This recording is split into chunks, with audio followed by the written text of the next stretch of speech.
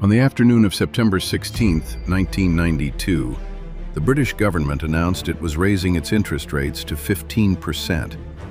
That is the highest peacetime rate in modern British history, higher than the emergency rates of the early 1980s, higher than anything Britain had deployed since the war.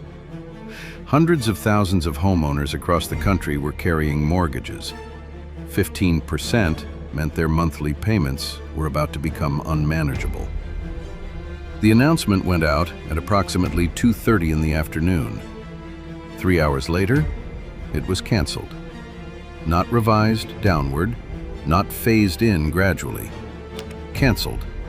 Returned to the rate it had been at that morning, as if the announcement had never been made.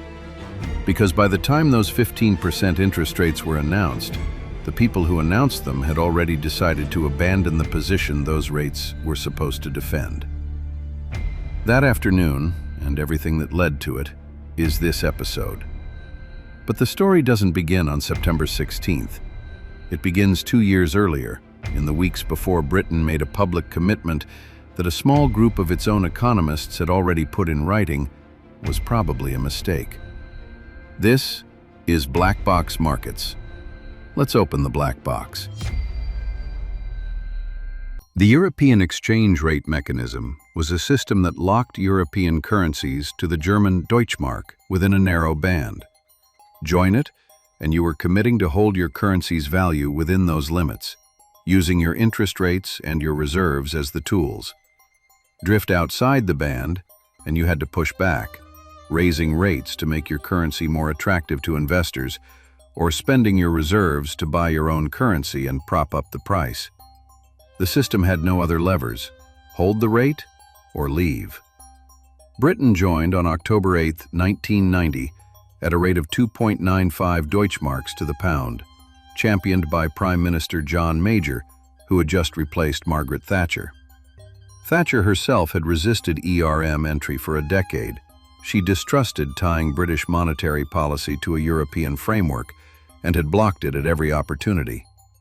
She was overruled within weeks of leaving office, and Major made ERM membership a cornerstone of his government's identity, a signal that Britain was a serious European partner with a currency worth trusting. The rate of 2.95 was chosen to project strength. It was also, as Treasury economists had concluded before the ink was dry, probably too high, and their reasoning was straightforward. Germany had just reunified. Absorbing East Germany into the West German economy was costing an estimated $1.5 trillion over the following decade. And to keep that spending from triggering inflation, the Bundesbank, Germany's central bank, was running some of the highest interest rates in Europe, with its benchmark sitting at approximately 8.75% in 1992. Britain, meanwhile, was in recession.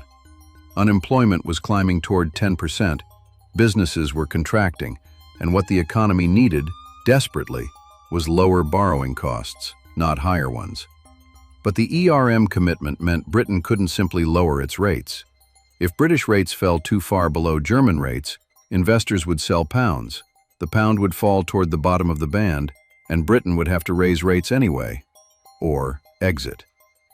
The Treasury analysis said the same thing the market would eventually say. Two economies moving in opposite directions cannot share the same exchange rate indefinitely. Something had to give. The analysis reached the people responsible for the decision. They made it anyway, because walking away from 2.95 before it was even announced would have looked like weakness, and weakness in the political logic of 1990 was the one thing that couldn't be afforded. For 2 years, the commitment held, expensively, uncomfortably, with the Bank of England periodically spending reserves to defend the rate whenever markets tested it. By the summer of 1992, the tests were becoming more frequent and more expensive, and one investor had been watching the pattern long enough to form a conclusion. George Soros, the founder of the Quantum Fund, one of the largest hedge funds in the world at the time, had been studying Britain's position since spring, and he had arrived at the same place the Treasury's economists had been 2 years earlier. The rate was wrong, the cost of defending it was rising, and at some point, the British government would be forced to choose. By mid-September, he had committed approximately $10 billion to that conclusion. September 16, 1992, opened under pressure that had already been building overnight.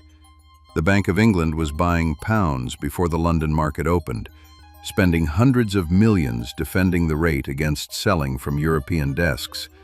And when London trading began at 8 in the morning, the pound was already sitting at the floor of its permitted band, with the bank buying at scale and the price not moving. It was spending faster than it could sustain and achieving nothing. The market had made its judgment, and no volume of purchasing was going to reverse it.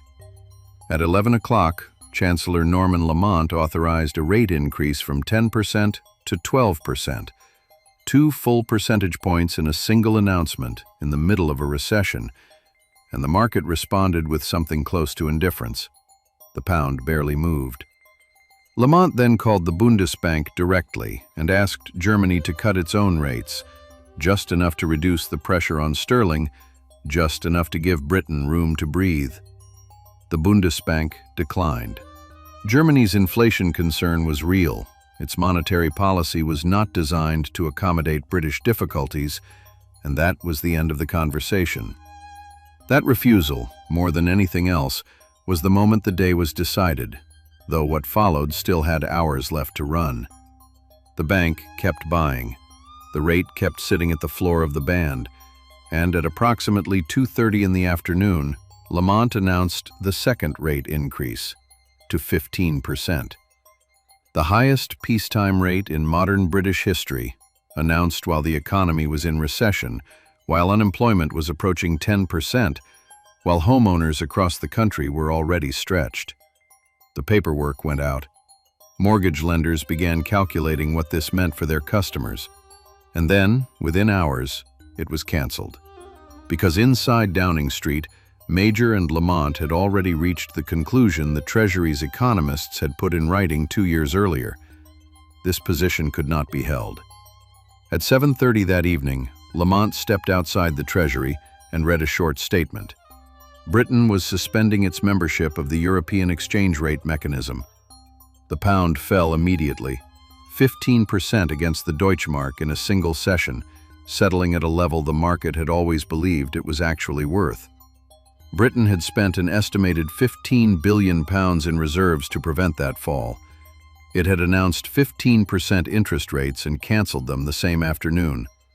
George Soros closed his position. His profit was approximately £1 billion. The political damage was severe and lasting. The Conservative Party had staked its economic credibility on the argument that ERM membership guaranteed British monetary discipline, and that argument had collapsed in public, expensively, on a Wednesday afternoon. The party did not win a general election for more than a decade. Lamont was removed as Chancellor 8 months later. After leaving office, he revealed that he had been singing in his bath on the morning after Black Wednesday, privately relieved the peg was gone, and that admission landed harder than any official inquiry could have.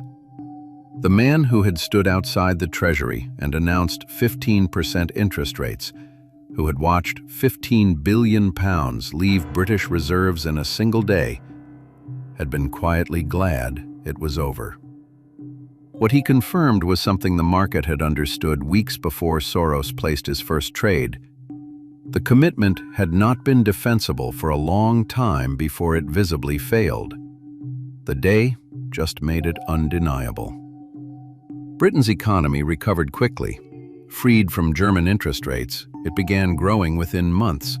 Unemployment fell, the pound settled at a sustainable level, and what had looked like a catastrophe turned out to be the correction the Treasury had privately said was needed before the commitment was ever made.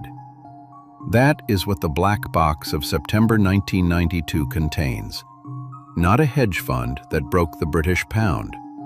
A Treasury analysis, completed before the commitment was announced, passed to the people responsible, concluding the rate was wrong.